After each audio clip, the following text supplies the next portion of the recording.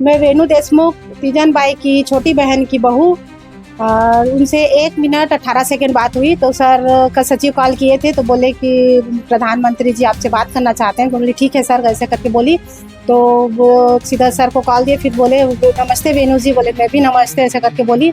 तब बात सुनी तो थोड़ा अचंभा हो गई। फिर बोले कि मैं प्रधानमंत्री नरेंद्र मोदी जी बोल रहा हूँ करके बोले। तो मैं और बोली नमस्ते करके। तो बोले मम्मी जी का नाम लेके उनका हाल पूछने लगे कि कैसा है, ऐसा करके मैं बताई। उनका तबीयत बहुत ज़्यादा ख़राब है, स्वास्थ्य बिगड़ा हुआ है, बहुत ज़्यादा वीकनेस कमजोरी है उनके शरीर में, क्योंकि खाने पीने में दिक्कत हो रहा है, उनको निगलने में दिक्कत हो रहा है। तो खिचड़ी का सूप बना के पिलाते हैं, ऐसा करके बताई। तो सर बोले अरे बाप रे, ऐसा करके बोले। फिर कुछ काम होगा मेरे लायक तो बताना, ऐसा करके भी बोले।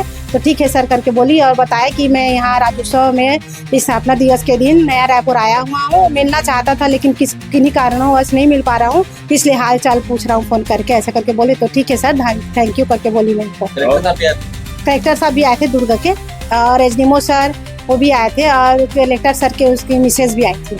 प्रधानमंत्री से बात में कुछ और चर्चा हुई आप लोगों की नौकरी के संबंध में? नहीं, कुछ नहीं बोल पाई मैं, क्योंकि बहुत ज़्यादा उत्साहित थी तो नहीं बोल पाई। लेकिन अब बोलना चाहती हूँ कि घर में जो सक्षम है, जिसके जो पढ़ाई की है, उसके अनुसार कम से कम घर के किसी सदस्य को सरकारी नौकरी की ज़रूरत है। क्योंकि हम लोग का भरण पोषण मम्मी के थ्रू होता था, और मम्मी जब से पैरालिसिस हुआ है तब से आर्थिक स्थिति में थोड़ा कमजोरी, क्योंकि मम्मी के लिए खुद महीने में 15 से 20 हज़ार लगभग खर्चा आता है उनका, और उन्हीं के अकाउंट से निकलवा के, मतलब मम्मी का जो भी चाहिए रहता है जरूरत का सामान उसी से करवाते हैं। अच्छा, कुछ चर्चा हुई प्रधानमंत्री से, आप लोग से बात की है? प्रधानमंत्री दिया आप लोग आश्वासन ये दिया है कि अगर कुछ जरूरत होगा तो आप बोल सकते हो मेरे को करके बोले हैं।